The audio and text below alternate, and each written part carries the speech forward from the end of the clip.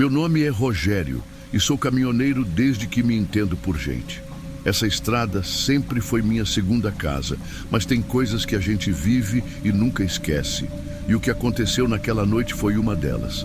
Até hoje me dá arrepios só de contar. Era inverno, madrugada, e a estrada parecia um deserto. A neblina era tão densa que mal dava para enxergar 2 metros à frente. O frio era de bater o queixo e o silêncio. Aquele silêncio me fazia sentir como se eu fosse o único ser vivo no mundo. Eu voltava para casa depois de uma entrega longa. Já passava das 3 da manhã e minha cabeça pesava de cansaço. Mas a saudade da Clarice e dos meus filhos era mais forte do que o sono. Enquanto dirigia, algo chamou minha atenção. Lá na frente, um restaurante com luzes acesas. A placa dizia Restaurante Recanto Feliz.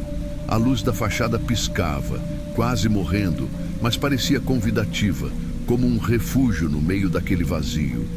Eu não via nenhum outro sinal de vida há horas, então decidi parar. Precisava de café e, sinceramente, de um banheiro.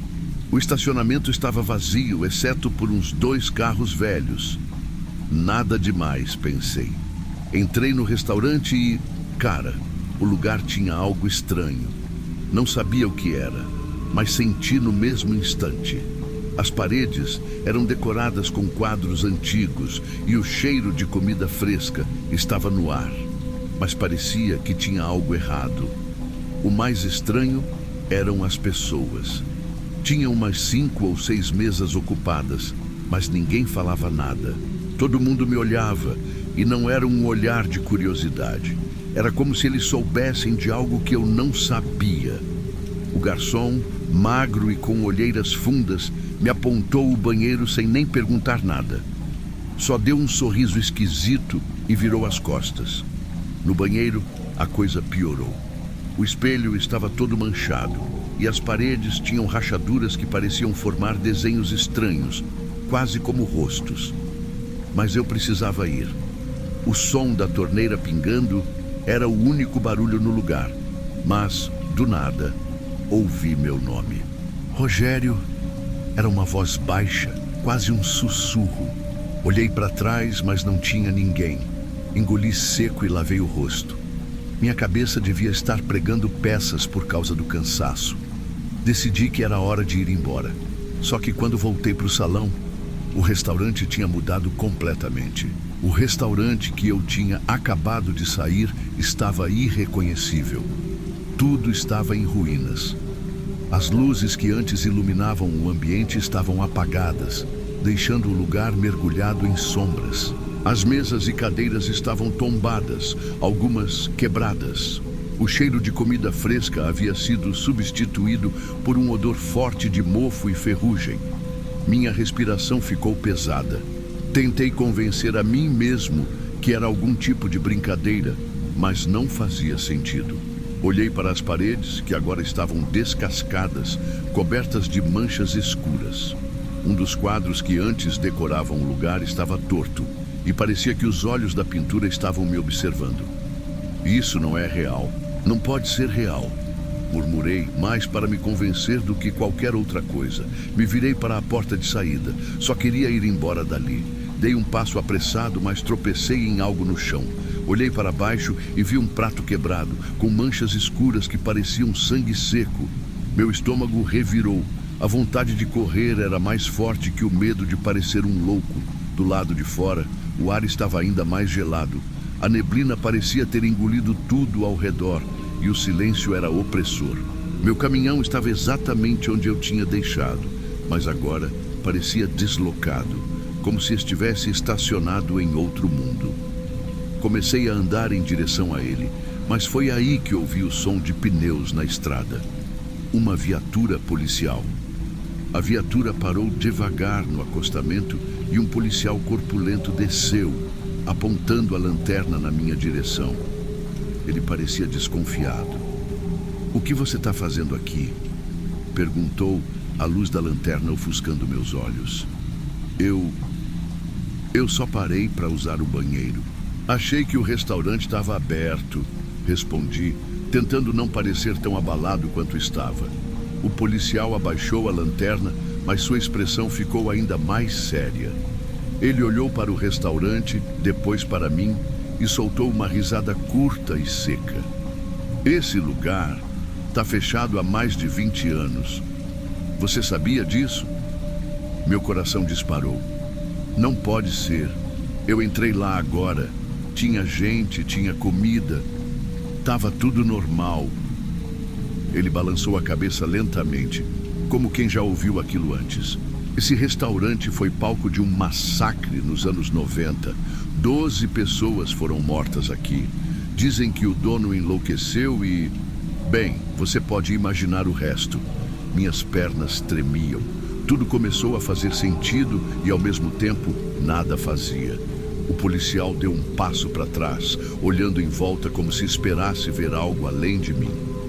Meu conselho: suba no seu caminhão e vá embora. E não volte. Esse lugar não é seguro, nem para vivos, nem para quem quer que seja. Eu mal conseguia respirar. As palavras do policial ecoavam na minha cabeça. Massacre, 12 pessoas mortas, fechado há mais de 20 anos. Como aquilo era possível? Eu tinha visto gente lá dentro, sentido o cheiro da comida. Não era coisa da minha cabeça. Era. Subi no caminhão sem dizer mais nada. Minhas mãos tremiam tanto que quase não consegui girar a chave na ignição. O motor roncou e a sensação de segurança que eu costumava sentir ao volante não veio dessa vez. Enquanto manobrava para sair dali, vi a viatura pelo retrovisor. O policial ainda estava parado, mas algo nele parecia diferente. Ele estava olhando fixamente para o restaurante, como se visse algo que eu não conseguia enxergar. Dei partida e fui embora, mas minha mente não parava. Cada quilômetro que eu percorria parecia mais longo que o anterior. O rádio do caminhão começou a chiar, mesmo estando desligado. De repente, uma música antiga, quase imperceptível, começou a tocar. Parecia uma melodia de outro tempo, algo que me fez lembrar do ambiente do restaurante. Olhei para o retrovisor e meu coração quase parou. Por um breve instante, vi o rosto de uma mulher atrás de mim. Ela era pálida, com olhos fundos e um sorriso torto que parecia congelado. Virei a cabeça rapidamente, mas, claro, não tinha ninguém ali. Me segurei firme no volante e respirei fundo, tentando não perder o controle. Quando finalmente cheguei na cidade, a sensação de segurança começou a voltar. As luzes da rua e as casas familiares me deram um pouco de alívio. Estacionei o caminhão na garagem de casa e entrei sem fazer barulho. Clarice estava dormindo no sofá, com a TV ligada em volume baixo. Ela parecia tão tranquila, completamente alheia ao pesadelo que eu tinha acabado de viver. Fui até a cozinha para pegar um copo d'água. Minhas mãos ainda tremiam, mas eu precisava me acalmar. Foi então que algo me chamou a atenção. Sobre a mesa tinha um guardanapo. Não seria nada demais se não fosse pelo nome impresso nele: Restaurante Recanto Feliz. Minha respiração parou. Eu sabia que não tinha trazido nada de lá. Eu sequer toquei em nada. Peguei o guardanapo com mãos trêmulas, tentando entender o que estava acontecendo. O cheiro de mofo voltou a invadir minhas narinas, como se o restaurante estivesse ali, comigo, na cozinha da minha casa. Larguei o guardanapo no chão e olhei ao redor. A sala parecia mais escura do que antes. A TV tinha desligado sozinha e o silêncio era tão opressivo quanto o daquele lugar maldito. Senti um frio subir pela espinha e me virei devagar. Ali, na penumbra da sala, vi algo. Era uma silhueta. Um homem com chapéu de palha, exatamente como o cliente que eu tinha visto no restaurante. Ele não se moveu, não disse nada, mas eu sabia que ele estava me olhando. Pisquei e ele desapareceu. Desde aquela noite, nunca mais passei por aquela estrada. O guardanapo queimei no quintal no dia seguinte. Mas às vezes, ainda sinto o cheiro de mofo ou ouço sussurros quando estou sozinho na estrada. E sempre me pergunto, Será que realmente consegui sair de lá?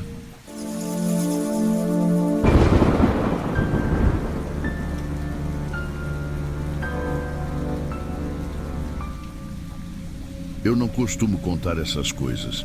Sempre fui o tipo de pessoa que prefere guardar certas experiências para si. Mas essa história, ela me persegue dia após dia. E às vezes penso que outras pessoas precisam ouvir isso. Talvez alguém já tenha passado pelo que vivi. Vou ser direto. O que aconteceu naquela estrada mudou minha vida para sempre.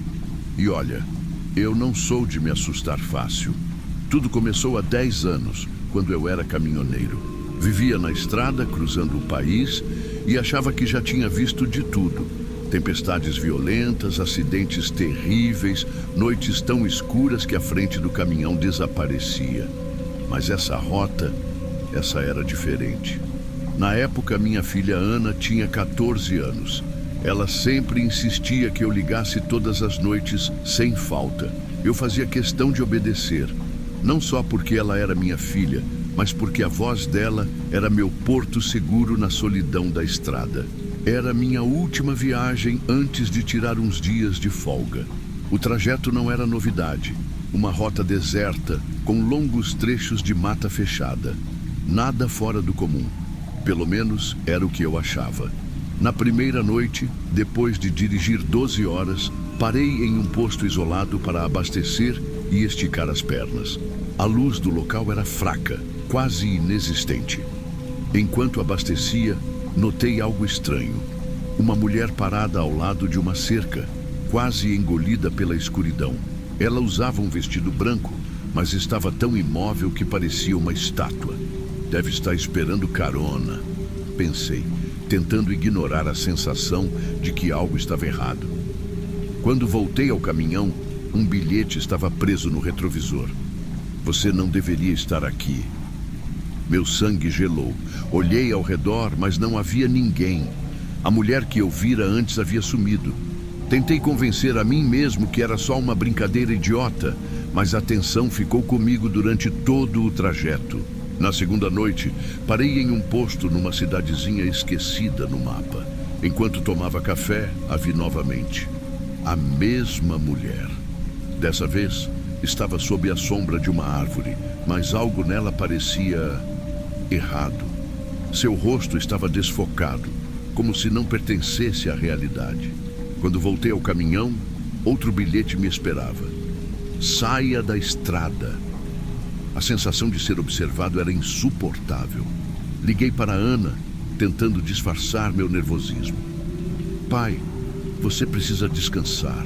Está cansado, só isso, disse ela, tentando me tranquilizar. Mas no fundo, eu sabia que havia algo muito errado. Na terceira noite, tudo piorou. Estava em um trecho ainda mais isolado da estrada quando percebi algo no retrovisor. Um carro velho, com faróis fracos, me seguindo de perto. Achei estranho, mas continuei dirigindo. O carro se aproximou até emparelhar comigo. O motorista era ela, a mulher do vestido branco. Mas agora, seu rosto estava totalmente distorcido. Seus olhos eram buracos negros, vazios e profundos. Ela jogou o carro na minha direção, forçando-me a desviar e quase perder o controle do caminhão. Quando consegui parar, outro bilhete estava no painel. Você não vai escapar. Minha mente estava em pedaços. Liguei para Ana de novo. Pai, você precisa sair dessa rota agora, disse ela, sua voz cheia de preocupação. Decidi parar em um restaurante de beira de estrada. Precisava de um café e talvez de alguém para conversar. Foi lá que conheci Clovis, um caminhoneiro experiente. Perguntei com cuidado se ele já tinha visto algo estranho por aquelas bandas. Ele me encarou por um momento e respondeu com um tom grave. Você está falando da mulher da estrada, né? A espinha gelou. Eu não tinha mencionado nada sobre uma mulher. Ele continuou. Essa história corre por aqui há décadas. Dizem que ela morreu num acidente, mas nunca descansou. Ela caça quem invade a estrada dela. E quando ela aparece, é porque você já está marcado. Tentei rir, mas era óbvio que ele falava sério. Ele me aconselhou: termina essa entrega rápido e nunca mais volta. Na quinta noite, uma tempestade caiu. A estrada estava escorregadia e a visibilidade quase nula. Enquanto dirigia, vi as luzes do carro velho novamente. Ele estava atrás de mim, mas desta vez não era só isso. A mulher apareceu na estrada, diretamente na minha frente.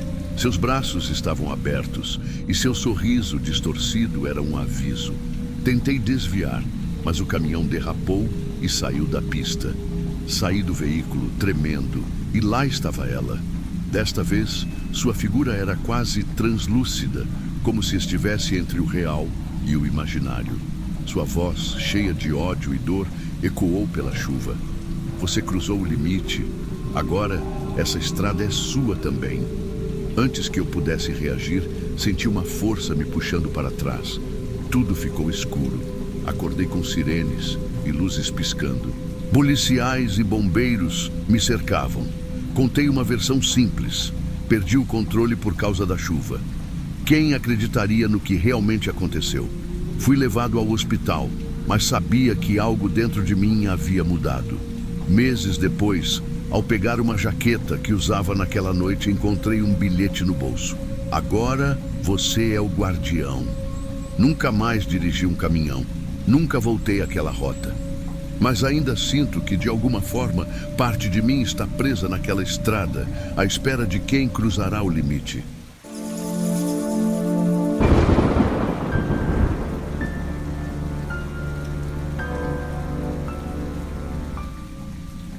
Eu sempre fui acostumado a encarar longas viagens, especialmente à noite. Meu nome é Felipe e já vi muita coisa bizarra pelas estradas do Brasil, mas nada chega perto do que aconteceu naquela viagem. Era uma sexta-feira e eu tinha um frete simples de São Paulo para Curitiba. A família parecia bem gente boa, mas dava para sentir uma tensão no ar. Enquanto ajudava a carregar o caminhão, meus olhos grudaram numa caixa de brinquedos antiga. Sabe aquele tipo de coisa que parece ter saído direto de um filme de terror? Era ela. A madeira estava toda arranhada, cheia de marcas, e o cheiro tinha algo estranho. Mas trabalho é trabalho. Lacrei a caixa junto com o resto e parti, sem nem imaginar o que estava por vir. A viagem começou tranquila. Era só eu, o som do motor e as estrelas. Mas lá pelas tantas, quase 1 da manhã, escuto umas batidas na traseira do caminhão. Pensei: droga, será que amarraram mal alguma coisa? Parei no acostamento, peguei a lanterna e fui dar uma olhada. Quando abri a traseira, o coração quase parou. A caixa de brinquedos estava aberta e os brinquedos espalhados pelo chão do caminhão. Que porra é essa? Falei alto, tentando convencer a mim mesmo que era só um acidente. Juntei tudo rapidinho, fechei a caixa e garanti que estava lacrada de novo. Mas sabe aquele calafrio que sobe pela espinha? Era isso. Voltei para a cabine e continuei a viagem, mas o medo já estava sentado ao meu lado. A estrada estava deserta e só dava para ouvir o ronco do motor. Foi aí que, do nada, um som começou. Não eram as batidas dessa vez, era um cantarolar. Baixinho, meio desafinado, como a voz de uma criança brincando. Meu corpo inteiro gelou. Olhei para os lados, desliguei o rádio e fiquei tentando entender. De onde está vindo isso? O som parecia dentro da cabine. Meu coração estava disparado, mas eu precisava continuar. Resolvi parar num posto de gasolina para respirar e verificar a carga mais uma vez. Quando abri o caminhão, lá estava um brinquedo, um ursinho velho, bem no meio do corredor. Eu sabia que tinha guardado ele na caixa. E mais uma vez, senti aquele calafrio. Tentei ignorar. Coloquei o ursinho de volta, fechei o caminhão e reforcei os lacres. É só coisa da minha cabeça, pensei. Só que eu estava errado. Muito errado. Eu tentei seguir viagem como se nada tivesse acontecido.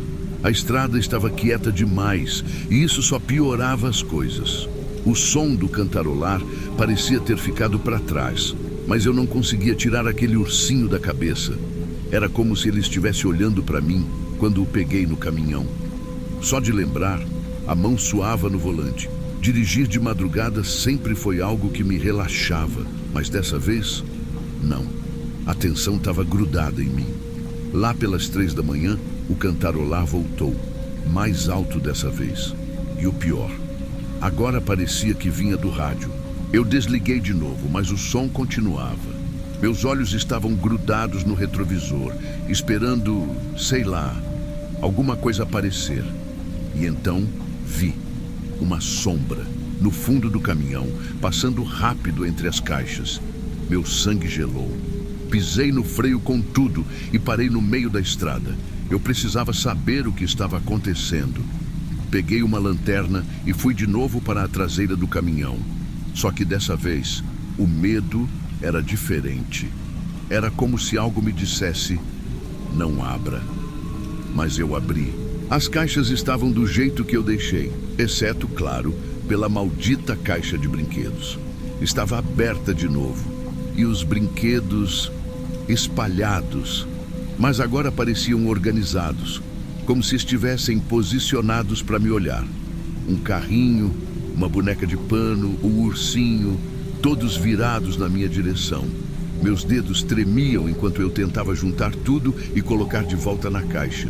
Foi aí que tudo aconteceu. Assim que coloquei o último brinquedo na caixa, as portas do caminhão bateram com força atrás de mim. Eu tentei abrir, mas estavam trancadas. Ei, quem tá aí? Eu gritava, mas só ouvia silêncio, até que começaram as risadas. Risinhos de criança, misturados com sussurros. Meu coração parecia que ia explodir. Eu puxava as portas, socava, chutava, mas nada adiantava. E aí eu vi. Os brinquedos começaram a se mexer. Primeiro foi o ursinho. Ele levantou a cabeça lentamente, como se tivesse acordado. Depois, os outros brinquedos começaram a se mover, um por um, virando os olhinhos escuros para mim. Eu estava paralisado, não conseguia nem gritar. As risadas se tornaram mais altas e eu senti algo tocar minha perna. Quando olhei para baixo, o carrinho estava ali, encostando na minha bota. Eu gritei, chutei ele longe e corri para o fundo do caminhão, mas tropecei e caí no meio das caixas. Foi aí que a lanterna apagou e tudo ficou escuro. No meio do breu, vi uma luz fraca, mas não era a lanterna, era o ursinho segurando uma vela. Ele parecia sorrir para mim. Eu não sei quanto tempo fiquei lá dentro. Tudo que lembro é da luz da vela tremendo enquanto os brinquedos se mexiam ao meu redor. As risadas das crianças ficavam cada vez mais altas e eu me encolhi num canto, tentando evitar qualquer contato com aquelas coisas. Meu coração batia tão rápido que achei que ia desmaiar. De repente ouvi algo diferente. Batidas na parte de fora do caminhão. Não eram batidas como as que eu via antes. Eram fortes, urgentes, de alguém querendo entrar. Tem alguém aí dentro? Tá tudo bem? Era uma voz de homem. Um policial pelo som. Nunca senti tanto alívio na vida. Comecei a gritar e bater na parede do caminhão. Aqui, me tira daqui. As portas se abriram com um barulho ensurdecedor e a luz da lanterna do policial me cegou. Você tá bem? Ele perguntou enquanto me puxava para fora. Eu estava tão abalado que não conseguia responder. Olhei para o caminhão esperando ver os brinquedos bagunçados. Mas eles estavam todos dentro da caixa, lacrados, como se nada tivesse acontecido. O que está acontecendo aqui? O policial perguntou. Tentei explicar o que tinha visto, mas minha voz tremia tanto que parecia que eu estava delirando. Ele me olhou meio desconfiado, mas, ao revisar as câmeras de segurança, o clima mudou. Olha isso, ele disse. Nas imagens, dava para ver claramente as portas do caminhão se fechando sozinhas, com uma força que não fazia sentido. E o pior, enquanto eu gritava por ajuda lá dentro, pequenos movimentos apareciam no fundo do caminhão. Sombras que não deveriam estar ali. Depois do que aconteceu, o policial me acompanhou até o destino. Eu não queria nem olhar para o caminhão, mas precisava terminar o trabalho. Quando cheguei à casa da família em Curitiba, decidi contar o que aconteceu. Eu não sabia como eles iam reagir, mas precisava falar. Assim que terminei de relatar tudo, o rosto da mãe ficou pálido. Ela segurou o braço do marido, tentando conter as lágrimas. Foi aí que ela me contou sobre Alice, a filha deles, que tinha morrido num acidente 2 anos atrás. A caixa de brinquedos era dela. Eles nunca tiveram coragem de se desfazer dos brinquedos, mas decidiram levar junto na mudança, na tentativa de fugir das memórias. Ela amava cantarolar, a mãe disse com a voz trêmula. Meu coração quase parou. Sempre que brincava com os brinquedos, ela fazia isso. O pai tentou me tranquilizar, dizendo que provavelmente foi tudo minha imaginação, mas eu sabia que não tinha sido. Eu terminei o frete, mas voltei para casa com a sensação de que tinha deixado algo para trás. Durante todo o caminho de volta, o rosto daquela mãe não saía da minha cabeça, assim como as palavras dela sobre Alice. Aquela história grudou em mim como uma sombra que eu não conseguia sacudir. Por alguns dias, tentei convencer a mim mesmo de que tudo foi coisa da minha cabeça. Talvez o cansaço, o isolamento ou até mesmo a sugestão daquela família sobre a filha falecida tivesse mexido comigo. Mas no fundo eu sabia que não era só isso. As imagens das câmeras, os brinquedos se movendo, as portas do caminhão eram reais demais para serem só fruto da minha imaginação. As noites ficaram difíceis. Eu não conseguia dormir direito. Acordava no meio da madrugada com a sensação de que havia algo no meu quarto. Uma vez, juro que ouvi o mesmo cantarolar vindo da sala. Levantei correndo, tremendo como nunca, mas não havia nada ali. Pelo menos, nada que eu pudesse ver. Depois daquele trabalho, eu tomei uma decisão.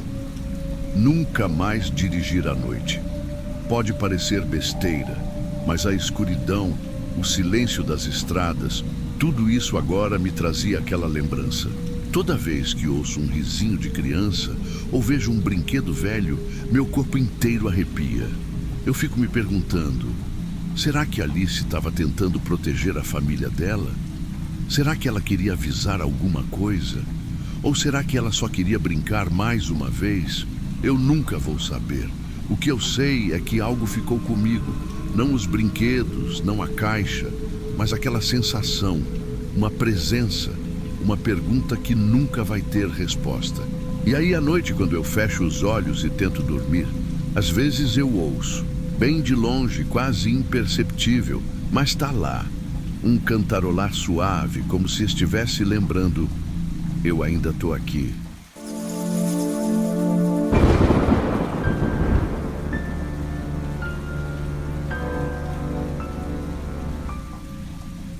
Eu nunca fui do tipo que se assusta fácil.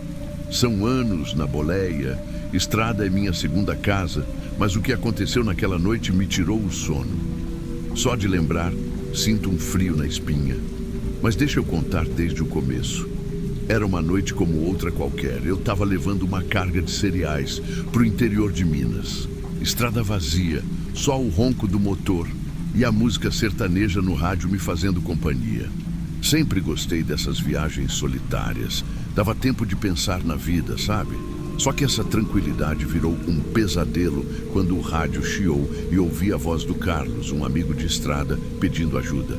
Roberto, tá me ouvindo? Meu caminhão quebrou, cara. Tô numa estrada aqui perto, acho que tô lascado. Vem dar uma força, ele dizia. A voz dele estava meio ofegante, mas reconheci na hora. Carlos é daqueles que sempre tá tranquilo, mesmo na pior. Então achei estranho ele parecer tão aflito. Perguntei onde ele estava e ele mandou umas coordenadas que, vou te dizer, não faziam muito sentido. Mas na hora, o instinto foi ajudar.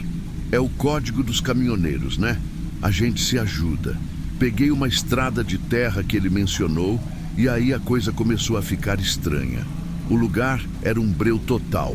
Só a luz dos faróis cortando o escuro. De vez em quando, um barulho no mato me fazia apertar o volante. Era bicho, era vento, sei lá. Tudo parecia errado.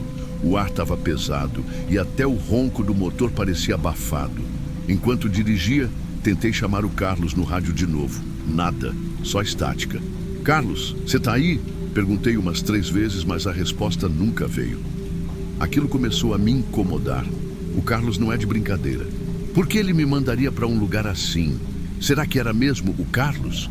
Depois de um tempo, vi que as coordenadas me levaram para um ponto específico da estrada.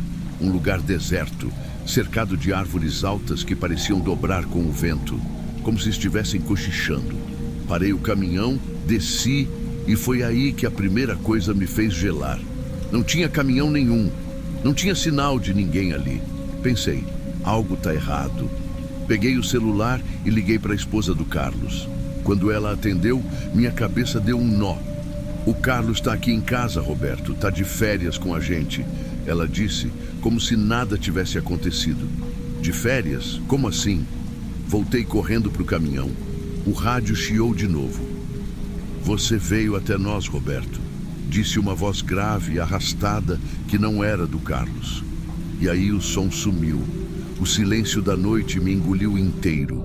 E foi aí que eu vi as primeiras silhuetas. Quando eu vi aquelas silhuetas, meu coração quase saiu pela boca. Não eram pessoas, disso eu tinha certeza. Pareciam sombras vivas, formas humanas, mas tortas. Algumas se moviam como se tivessem juntas quebradas, outras simplesmente deslizavam pelo chão. Meus faróis iluminavam o suficiente para perceber que aquilo não era normal. Isso é coisa da minha cabeça, cansaço. Só pode, pensei. Mas quando uma dessas figuras se virou na direção do caminhão, como se me notasse, eu senti meu corpo travar. Não dava para ver um rosto, só uma escuridão vazia. Era como se a própria noite tivesse tomado forma e me encarasse. Tentei dar partida no caminhão, mas ele não pegava. O motor tossia, fazia barulho, mas nada de ligar. Eu estava suando frio, apertando a chave com tanta força que minha mão tremia. Aquelas coisas continuavam ali, algumas imóveis, outras se aproximando devagar. O rádio começou a chiar de novo. Não era estática dessa vez, eram vozes. Pareciam várias pessoas falando ao mesmo tempo, em um tom baixo e grave, como um coro distorcido. No meio daquilo, ouvi a voz do Carlos de novo, ou pelo menos algo que parecia a voz dele. Roberto, não tenha medo, eles não querem te machucar. Eles quem, porra? Gritei como se alguém pudesse me ouvir. E então, sem aviso, todas as luzes do caminhão se apagaram. Eu fiquei no escuro total. Só tinha o som do meu coração disparado e aquele murmúrio do rádio. De repente, o silêncio tomou conta. Aí aconteceu. Uma das silhuetas surgiu do nada ao lado do caminhão. Não sei explicar como ela se moveu tão rápido. Meu instinto foi me jogar para o banco do passageiro, como se isso fosse me proteger. O rádio voltou a chiar e a voz grave falou de novo. Você veio. Agora você pertence a este lugar. Nessa hora, a única coisa que passou pela minha cabeça foi: corre. Com as mãos tremendo, eu tentei a ignição de novo. Para minha surpresa e alívio, o motor roncou. Sem pensar 2 vezes, engatei a marcha e pisei fundo. O caminhão deu um tranco e saiu cantando pneu na estrada de terra, levantando poeira para todo lado. As sombras não correram atrás, mas eu sentia que ainda estavam me observando. Enquanto dirigia, parecia que a estrada nunca acabava. Era como se eu estivesse preso em um loop, vendo as mesmas árvores, as mesmas curvas. Só quando consegui avistar as luzes da estrada principal é que meu coração desacelerou um pouco. Mas a sensação de estar sendo seguido ainda estava ali, grudada em mim. Cheguei na estrada principal com o peito apertado. Olhei pelo retrovisor e por um segundo, juro que vi uma daquelas silhuetas parada na beira da estrada, olhando para mim. Mas não parei para conferir. Segui direto para casa, com as mãos ainda grudadas no volante, como se minha vida dependesse disso. Cheguei em casa já de madrugada. Eu deveria estar aliviado, mas a sensação de que algo ainda me seguia não me largava. Desci do caminhão e olhei ao redor antes de entrar em casa. Nada, nenhum som, nenhum movimento, só o silêncio da noite. Minha esposa, Mariana, estava dormindo, mas eu precisava contar para alguém o que tinha acontecido. Despertei ela com um toque leve no ombro, mas antes que eu dissesse qualquer coisa, ela percebeu meu estado. Roberto, o que houve? Você tá branco, ela disse, preocupada. Comecei a falar, mas minha voz falhava. As palavras saíam enroladas, confusas. A única coisa que consegui dizer com clareza foi: Carlos não estava lá. Ele estava em casa. E então desabei na cadeira da cozinha, contando tudo, desde a ligação no rádio até as silhuetas na estrada. Mariana ouviu tudo em silêncio, o rosto pálido. Quando terminei, ela colocou a mão no meu braço. Você precisa falar com o pessoal do posto amanhã. Não é a primeira vez que ouço histórias assim, Roberto. Tem algo naquela estrada. No dia seguinte, depois de uma noite mal dormida, fui para o posto onde os caminhoneiros se reuniam. Contei minha história com detalhes, esperando risadas ou zombarias. Mas, para minha surpresa, o pessoal ficou sério. Alguns até se afastaram, cruzando os braços, como se aquilo fosse uma verdade perigosa. Um dos caminhoneiros, o seu Dimas, que já tinha mais estrada do que qualquer um ali, balançou a cabeça devagar e disse: Já ouvi falar disso, sim. Uma estrada deserta, gente chamando no rádio, mas não é gente de verdade. Parece que eles te chamam para o lugar deles, um lugar de onde nem todo mundo volta. Minhas mãos gelaram. Mas o que são essas coisas? Perguntei, minha voz mal saindo. Seu Dimas deu de ombros, com um olhar pesado. Ninguém sabe, Roberto. E, sinceramente, é melhor nem saber. Só uma coisa é certa. Quando você está na estrada e algo parece fora do normal, nunca vá até lá. Quem chama por ajuda nem sempre é quem você acha que é. Naquela noite, voltei para casa, ainda com aquele frio na espinha. Enquanto me deitava, o rádio do caminhão estacionado lá fora chiou por um instante, mesmo desligado. Uma voz baixa e arrastada sussurrou: Até a próxima, Roberto. A partir daquele dia, nunca mais atendi uma chamada de socorro sem confirmar 2 vezes. E sempre que passo por estradas desertas, ainda sinto que tem algo ali, algo que observa, algo que espera. Meu conselho para você, amigo de estrada, é simples. Cuidado com as vozes na noite. Nem tudo que chama por ajuda quer o seu bem. E se um dia você ouvir algo estranho no rádio, faça um favor a si mesmo, acelere, não olhe para trás.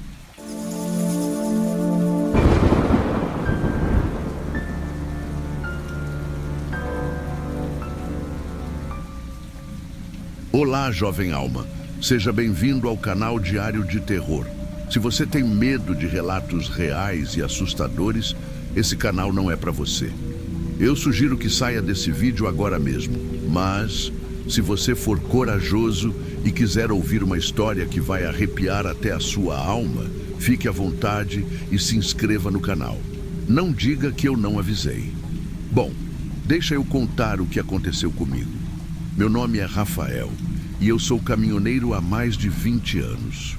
Já rodei o Brasil inteiro e vi muita coisa estranha por aí, mas nada mesmo chega perto do que aconteceu naquela noite. Era um dia comum, sabe? Eu estava no meu ponto habitual em Campinas, esperando aparecer algum frete. As contas estavam empilhando e eu precisava de grana para ontem. Foi quando apareceu um cara, daqueles que você olha e sente o arrepio na espinha. Ele tinha uma cicatriz que cruzava o rosto inteiro e um jeito intimidador. Disse que tinha um trabalho fácil para mim. Levar um container de Campinas até Goiás. Parecia moleza, mas aí veio o detalhe. Você não pode abrir o container de jeito nenhum. Aquilo me deixou desconfortável, mas o pagamento era dinheiro suficiente para pagar todas as contas e ainda sobrar. Eu aceitei, claro.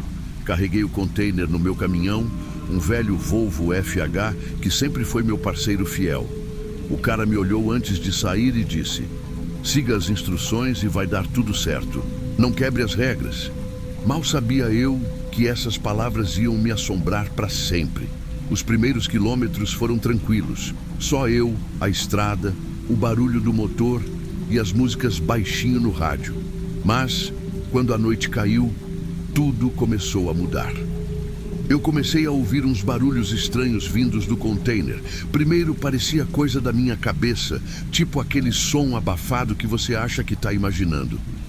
Só que não parou. Era como se algo estivesse se mexendo lá dentro. Eu olhava pelo retrovisor o tempo todo, mas só via a escuridão atrás do caminhão. Resolvi parar num posto para pegar um café e clarear a mente. O lugar era um buraco, um posto decadente, com uma luz de neon piscando na entrada. Peguei o café, mas quando voltei para o caminhão, os barulhos do container tinham ficado mais altos. Agora eram arranhões, batidas e, juro para vocês, sussurros. Deu um frio na espinha. Perguntei em voz alta: "Tem alguém aí?" Mas o silêncio que veio depois foi ainda pior. Liguei o motor e segui viagem, torcendo para estar ficando louco. Só que não estava. Conforme eu dirigia, o rádio começou a dar estática. Depois surgiram uns sussurros. Era como se uma estação pirata tivesse invadido o sinal. Na estrada, uma neblina espessa surgiu do nada, cobrindo tudo ao meu redor. A visibilidade ficou péssima e a sensação de que eu não estava sozinho só crescia. E aí aconteceu. Senti um toque no meu ombro. Virei tão rápido que quase bati o caminhão, mas não tinha ninguém. Absolutamente ninguém. A partir daquele momento, eu sabia que estava em algo muito maior do que um simples frete. Naquele momento, eu já estava com a cabeça a mil. Os barulhos no container ficavam cada vez mais altos e eu sentia como se algo estivesse me observando o tempo todo. O rádio, que antes era só estática, agora soltava uns sussurros estranhos, como se alguém estivesse tentando falar comigo em uma língua que eu não entendia. A estrada parecia interminável e a neblina densa só piorava a situação. Eu não conseguia ver à minha frente, mal enxergava a linha do acostamento. Foi quando o caminhão começou a engasgar. O motor perdeu força e o Volvo parou no meio daquela estrada deserta. Eu desci, xingando tudo. "Logo agora não, velho amigo, não me deixa na mão." Abri o capô para tentar descobrir o que estava errado, mas tudo parecia normal. O motor estava inteiro, como se não tivesse motivo nenhum para parar. Foi aí que eu olhei para o container. Eu sabia que não devia, mas alguma coisa dentro de mim dizia que eu precisava ver o que tinha ali. Peguei uma barra de ferro que sempre levo comigo, mais para me proteger do que qualquer outra coisa. E comecei a forçar a trava do container. O barulho dos arranhões lá dentro estava insuportável, e eu sentia como se aquilo fosse explodir de dentro para fora. Quando finalmente consegui abrir, quase caí para trás. Lá dentro, amarradas e amordaçadas, estavam várias pessoas. Eram 5, eu acho. Todos com os olhos arregalados, cheios de medo e desespero. Uma mulher começou a chorar quando viu que era eu e não outra pessoa qualquer. "Por favor, ajuda a gente", ela conseguiu dizer depois que eu tirei a mordaça dela. Eu fiquei paralisado. Como assim? Quem eram aquelas pessoas? Por que estavam ali? A mulher começou a explicar com a voz trêmula. "Fomos sequestrados. Eles iam nos levar para algum lugar, não sei onde, mas você precisa tirar a gente daqui." O desespero na voz dela me tirou do transe. Eu ajudei todos a descerem do container e tentei pensar rápido. "Ok, vou levar vocês até a delegacia mais próxima." Só que eu não fazia ideia de onde era isso.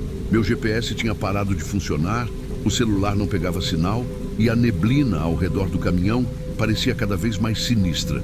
Coloquei todo mundo de volta na cabine comigo e decidi seguir viagem, mesmo sem saber para onde.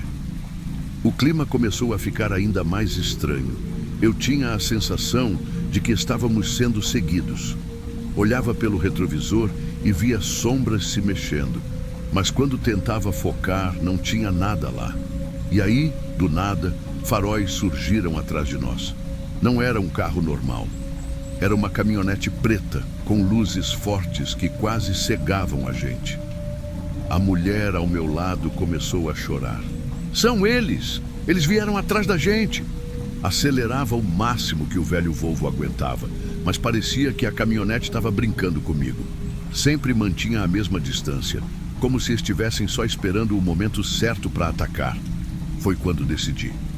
Ou eu fugia por uma estrada de terra que apareceu à direita, ou a gente ia acabar morto ali mesmo. Sem pensar muito, virei o volante com tudo. O caminhão quase tombou, mas conseguimos entrar na estrada de terra. Só que a tensão não acabou. Os faróis atrás da gente continuavam firmes, e o pior estava só começando. Eu nem respirava direito enquanto o caminhão avançava pela estrada de terra. O chão era puro barro e as rodas patinavam a cada curva. A caminhonete continuava atrás de nós, as luzes iluminando tudo por dentro da cabine. O motor do Volvo rugia, mas parecia que ia ceder a qualquer momento. As pessoas no caminhão estavam em pânico, chorando, murmurando orações, e eu só conseguia pensar em sair dali vivo. Calma, vai dar certo, eu dizia, mas nem eu acreditava nisso. A chuva começou a apertar e a visibilidade ficou ainda pior. Era como dirigir no escuro total, com os faróis inimigos como minha única referência. E então, como um milagre, vi uma luz no horizonte. Era um posto de gasolina, pequeno, no meio do nada, mas parecia a nossa única chance. Acelerei com tudo e entrei no pátio, quase atropelando um velho que estava na porta da loja de conveniência. Me ajude! Por favor, chame a polícia! Gritei enquanto pulava da cabine. O velho, que depois descobri se chamar Seu Elias, parecia assustado, mas assentiu e foi pegar o telefone. Coloquei todos para dentro da loja, trancamos as portas e apagamos as luzes. O lugar era simples, cheio de prateleiras com comida vencida e uma cafeteira antiga que parecia que nunca tinha sido limpa. Fiquem abaixados, falei, tentando manter a calma, mas a verdade é que meu coração parecia que ia explodir. Enquanto isso, lá fora, a caminhonete parou. As luzes se apagaram, mas eu sabia que eles estavam lá nos observando. Depois de alguns minutos, começaram a bater nas portas e janelas. Vocês acham que podem fugir de nós? Uma voz masculina gritou do lado de fora. Era grave, cheia de malícia, e fez meu sangue gelar. As batidas ficaram mais fortes. As prateleiras tremiam e as pessoas começaram a entrar em pânico. Peguei uma barra de ferro que achei no canto da loja e me preparei para defender todo mundo. Seu Elias apareceu com um facão enferrujado e disse: "Não vamos deixar eles entrarem." Eu não sabia se ele era corajoso ou louco, mas naquele momento ele era o meu único aliado. A tensão era insuportável. As batidas continuavam e eu já estava pronto para lutar até o fim, quando ouvimos o som mais bonito do mundo: sirenes. A polícia estava chegando. Os bandidos hesitaram. Depois recuaram para a caminhonete e desapareceram na estrada, como sombras fugindo da luz. A polícia entrou armada na loja, mas eu sabia que aquilo não tinha acabado. "Estão todos bem?" um dos policiais perguntou. Eu só consegui balançar a cabeça, mas por dentro sentia que essa não seria a última vez que veríamos aquelas pessoas. Depois que os policiais nos levaram para um local seguro, achei que o pesadelo tinha terminado, mas durante a noite não consegui dormir. A imagem daqueles faróis, das vozes ameaçadoras e do container com as pessoas sequestradas continuavam me assombrando. Na manhã seguinte, resolvi voltar ao posto de gasolina. Não sabia exatamente o porquê, mas algo me dizia que a história não tinha acabado. Seu Elias estava lá, organizando o que sobrou da loja. Ele me recebeu com um olhar preocupado. "Achei que você não ia voltar, rapaz," ele disse. Contei para ele que precisava de respostas. Precisava entender quem eram aqueles caras e por que estavam atrás daquelas pessoas. Seu Elias suspirou fundo e disse algo que fez meu sangue gelar. "Eles não vão desistir. Você viu demais. Agora você também é um alvo." Enquanto conversávamos, o barulho de pneus na estrada me fez gelar. Faróis surgiram na curva e uma caminhonete preta parou na frente do posto. "São eles," Elias murmurou. Antes que eu pudesse reagir, a porta da caminhonete abriu e uma figura familiar desceu. O líder dos sequestradores, com aquele mesmo sorriso sinistro no rosto. Achei que podia fugir de mim, caminhoneiro? Ele disse, com um tom que parecia vir direto do inferno. A tensão era palpável. Peguei a barra de ferro e me preparei, mas antes que algo pudesse acontecer, ele fez um gesto para o caminhão que estava atrás dele. O som de um motor rugindo e algo que eu nunca vou esquecer. O caminhão estava carregado com explosivos. Vocês mexeram com as pessoas erradas, ele gritou, enquanto o som de detonação enchia o ar. A explosão quebrou o silêncio da estrada, mas milagrosamente conseguimos fugir pelos fundos da loja antes que tudo virasse cinzas. Nos destroços, algo chamou minha atenção. Uma figura sombria, parada no meio das chamas, me observando. Seus olhos brilhavam com uma malícia que parecia não ser deste mundo. Eu sabia que aquilo não tinha acabado. O verdadeiro terror estava só começando.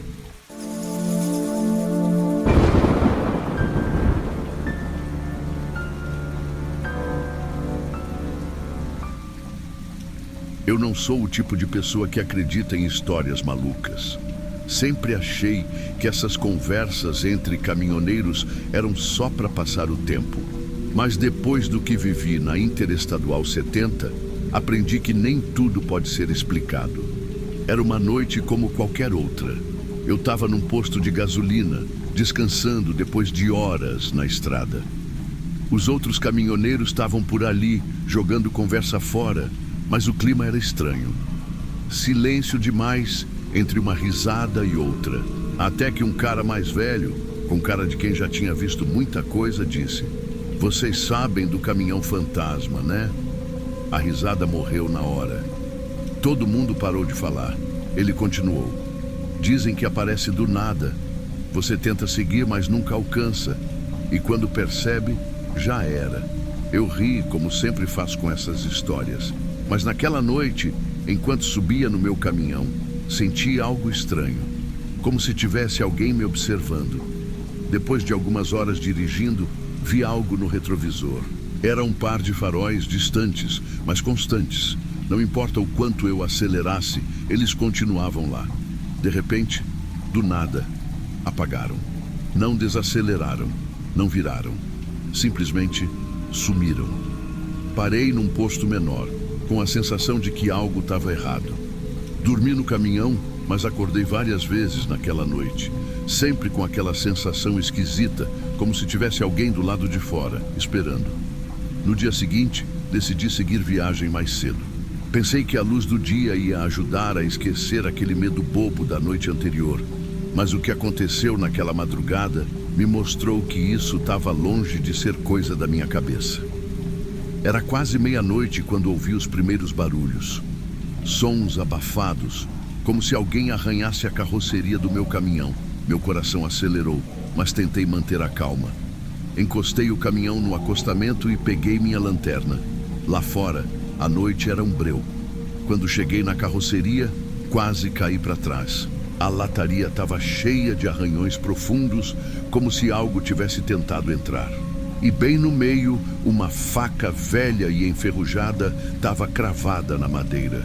Tinha manchas escuras nela que, para mim, pareciam sangue. O mais assustador foi encontrar pegadas no chão. Pegadas grandes, como se alguém estivesse arrastando algo pesado. Elas seguiam direto para a floresta ao lado. Voltei correndo para o caminhão e arranquei. Meu coração parecia que ia explodir. Mas pelo retrovisor, tive a impressão de ver algo se movendo na beira da estrada. Algo que não estava lá antes.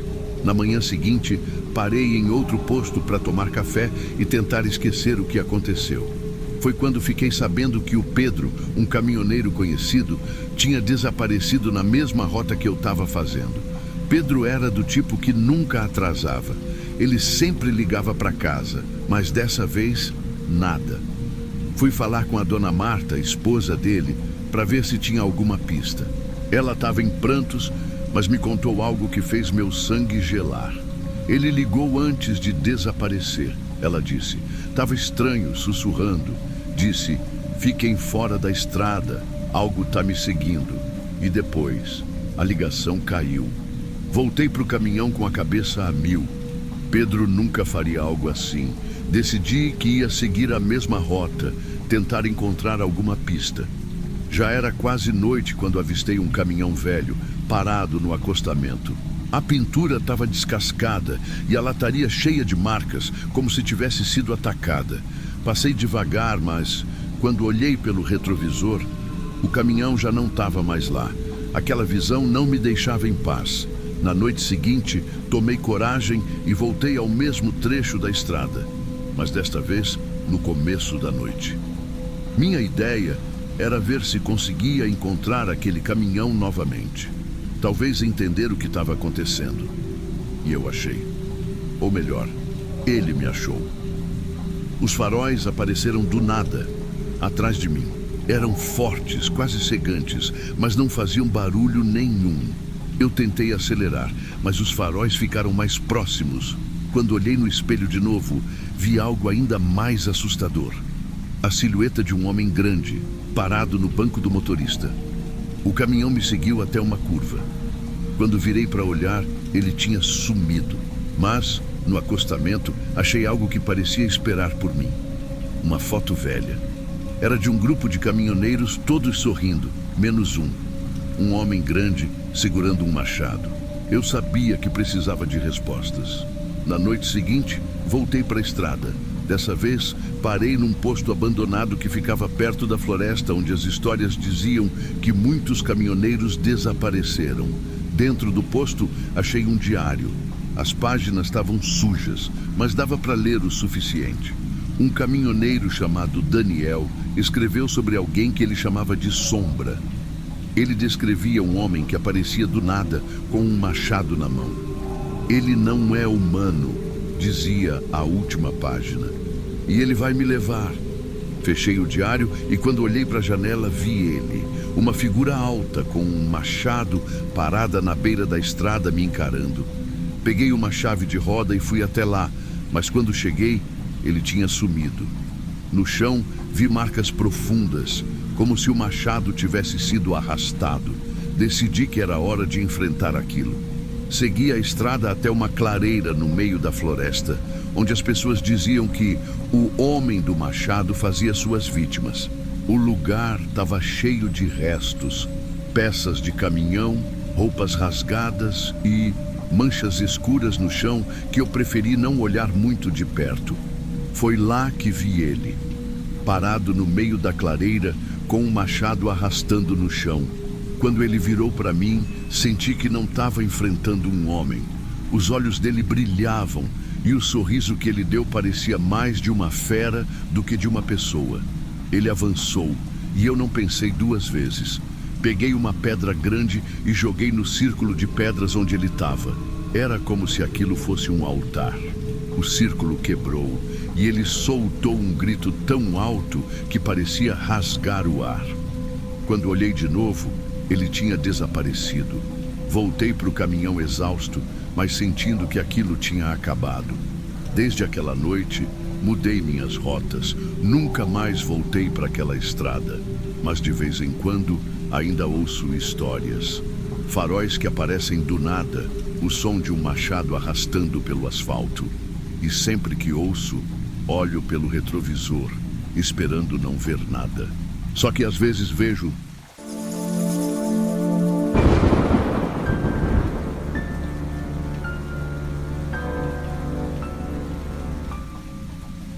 Meu nome é José Luiz, mas todo mundo me chama de Zé. Caminhoneiro não por escolha, mas por falta de opção. Vivo mais na estrada do que em casa. Aquele trecho específico entre uma cidadezinha chamada Pedra Alta e o nada absoluto sempre me deu arrepios. A estrada era cercada por mata fechada e dizem que ali até o vento tinha medo de passar. Era quase 2 da manhã e eu tinha a companhia do Marcos, meu parceiro de viagens. Ele era aquele tipo que falava sem parar, mas naquela noite até ele estava calado. O silêncio parecia mais pesado do que o normal. O som do motor do caminhão era tudo o que nos lembrava de que o mundo ainda existia. De repente, vi uma sombra surgir no meio da estrada. Era uma pessoa correndo desesperada, com os braços acenando freneticamente. Pisei no freio, o caminhão deu uma guinada e a figura quase foi atropelada. Quando finalmente parei, vi o homem se aproximar, ofegante e com os olhos arregalados. Ele usava um jaleco branco manchado de terra e sangue. O logotipo de um hospital psiquiátrico no peito chamou minha atenção. "Pelo amor de Deus, ajudem! A besta tá vindo!" Ele gritou, a voz carregada de desespero. Marcos abriu a porta do caminhão e desceu devagar, enquanto eu ficava atrás, tentando entender o que estava acontecendo. O homem segurou meus ombros com força, as mãos tremendo como se ele tivesse acabado de escapar do inferno. "Calma, cara. Explica isso direito. Que besta é essa?" Perguntei, tentando soar mais calmo do que realmente estava. Ele balançava a cabeça, os olhos fixos na mata ao nosso redor. Ele contou que tinha fugido do hospital depois de presenciar algo inumano. Disse que a besta não era um homem nem um animal, mas algo pior. Marcos, mais racional, pegou o celular e ligou para a polícia. O homem implorava para não ser deixado sozinho, mas, para ser honesto, o medo já tinha tomado conta de mim. Prometemos que iríamos ajudar e que a polícia estava a caminho. Voltamos para o caminhão, deixando o homem na beira da estrada. Quando olhei pelo retrovisor, ele estava parado, encarando a mata como se estivesse vendo a própria morte chegar. Mal sabíamos o quanto aquela decisão iria nos assombrar. A estrada parecia viva naquela noite. Não sei explicar, mas era como se cada árvore, cada som abafado da mata quisesse nos contar alguma coisa.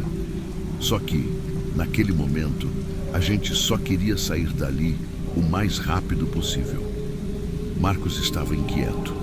Ele tamborilava os dedos no painel e olhava pelo retrovisor, como se esperasse ver algo vindo atrás de nós. Eu tentava manter a calma, mas não estava muito melhor. "Zé, você viu os olhos daquele cara?" Ele perguntou, quebrando o silêncio. "Vi, sim, era puro terror." Respondi, mantendo os olhos na estrada. De repente ouvimos um som.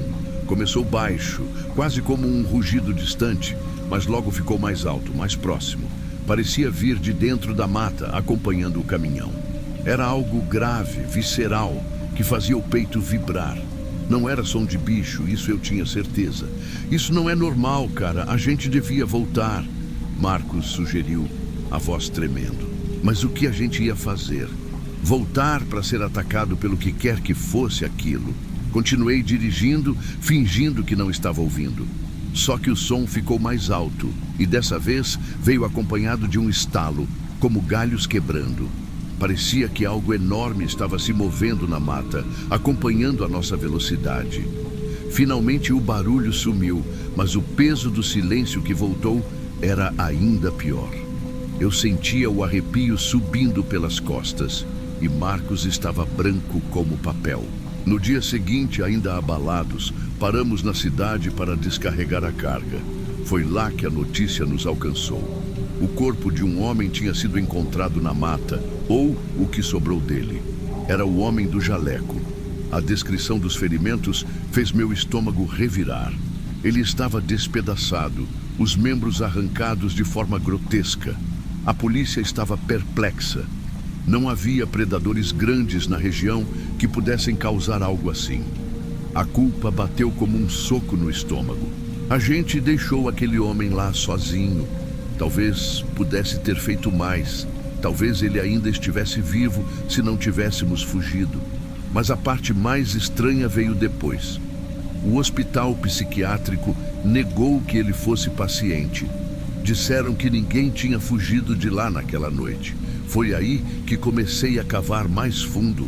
Descobri que o hospital tinha um histórico sombrio, com relatos de desaparecimentos e de experimentos nada éticos. As pessoas da região evitavam até falar sobre o lugar, e os poucos que falavam mencionavam um nome: Projeto Adamas. Minha mente não parava. Eu precisava voltar lá. Precisava entender o que realmente aconteceu naquela noite. Convencer o Marcos a voltar comigo foi uma batalha. Ele achava que eu estava louco, que a gente devia deixar essa história para lá. Zé, a gente é caminhoneiro, não detetive. Você quer arrumar mais problema para quê? Ele reclamou, mas no fim cedeu. Pegamos o caminhão e seguimos de volta ao hospital psiquiátrico. Durante o dia, a estrada parecia um pouco menos assustadora, mas aquela sensação de algo errado ainda estava ali. Quando chegamos ao hospital, o portão estava aberto, rangendo com o vento. O prédio parecia abandonado, mas tinha sinais recentes de atividade, marcas de pneus na entrada e luzes quebradas no chão. Exploramos o lugar com cuidado. A estrutura estava em ruínas, cheia de pichações, mas havia um silêncio pesado, como se o prédio guardasse um segredo. Em um dos corredores, encontramos uma porta trancada com um aviso desgastado que dizia "Proibido entrar". Forçamos a maçaneta até arrombá-la, revelando um pequeno escritório. Dentro, encontramos papéis jogados por toda parte e um computador desligado. Os documentos eram perturbadores. Eles falavam sobre o projeto Adamas, uma série de experimentos que tentavam modificar a psique e o corpo humano para criar algo mais forte, mais resistente. Muitos pacientes não sobreviveram aos procedimentos, mas um deles, identificado apenas como paciente zero, parecia ter mudado. Marcos estava apavorado. "Você viu isso, Zé? Esses caras brincaram de Deus", ele disse com os olhos arregalados. Antes que eu pudesse responder, ouvimos passos, pesados, arrastados. Não parecia humano. O som vinha de algum lugar no corredor, se aproximando. Ficamos imóveis, tentando entender o que era aquilo. A respiração pesada, quase animalesca, ecoava pelas paredes. "A gente tem que sair daqui, agora", Marcos sussurrou, puxando meu braço. Corremos de volta para o caminhão, mas antes que pudéssemos dar partida, algo surgiu da mata. Era gigantesco, deformado, com uma pele escura que parecia pulsar. Os olhos brilhavam num vermelho intenso e as garras reluziam como lâminas. Não era humano, não era um animal. Era algo que não devia existir. A criatura soltou um rugido tão alto que o caminhão tremeu. Eu pisei no acelerador com tudo, mas a besta avançou, golpeando a lateral do caminhão e arrancando um pedaço da lataria. O impacto quase nos jogou para fora da estrada. Marcos gritava e eu mal conseguia controlar o volante. A criatura continuou nos perseguindo por alguns metros, até que finalmente desapareceu na mata. Quando paramos para respirar, o caminhão estava parcialmente destruído e nós dois tremíamos como folhas. Aquela coisa não era deste mundo. E no fundo, eu sabia que o hospital tinha algo a ver com isso. Eu gostaria de dizer que tudo acabou naquela noite, que voltamos para casa e seguimos nossas vidas. Mas a verdade é que nada voltou a ser normal depois daquele encontro. Até hoje, as imagens daquela criatura me perseguem. Fecho os olhos e ainda vejo os olhos vermelhos brilhando no escuro. Ouço o rugido que parecia sair de outro mundo. Marcos nunca mais falou sobre o que aconteceu. Ele parou de viajar comigo logo depois, dizendo que precisava de um tempo para si mesmo. Não o culpo. Eu mesmo pensei em largar o caminhão por um tempo, mas no final das contas, a vida não para. A estrada continua. Passei dias pesquisando sobre o projeto Adamas e o hospital psiquiátrico. Descobri que ele foi fechado oficialmente alguns meses após o incidente, mas os rumores continuaram. Moradores da região falavam de uma criatura que espreitava a mata, atacando animais e desaparecendo sem deixar rastro. Outros acreditavam que os experimentos no hospital criaram algo que nunca deveria existir e que agora aquilo estava solto no mundo. A parte que mais me assombra, no entanto, é o homem do jaleco. Por mais que eu tente justificar minha decisão naquela noite, a culpa nunca me deixou em paz. Eu o deixei ali, vulnerável, e ele pagou com a vida. Não sei se poderia ter feito alguma diferença, mas essa pergunta me atormenta até hoje. E o pior de tudo, a polícia nunca encontrou provas de que ele fosse paciente do hospital. Não havia registros, nem nome, nada que conectasse aquele homem ao local. Como ele sabia sobre a besta? O que ele viu antes de fugir? Essas perguntas ficaram sem resposta, e talvez seja melhor assim. Hoje, cada vez que pego a estrada, faço uma oração antes de sair. Não sei se isso ajuda, mas depois daquela noite, qualquer proteção é bem-vinda. E se você estiver dirigindo por um trecho isolado e encontrar alguém pedindo ajuda, pense 2 vezes antes de ignorar. Mas ao mesmo tempo, esteja preparado. Algumas coisas que vivem na estrada não são desse mundo. E se você já passou por algo parecido, ou conhece algum caminhoneiro que enfrentou o terror das estradas assombradas, compartilhe seu relato nos comentários. Vou adorar saber que não estou sozinho nessa.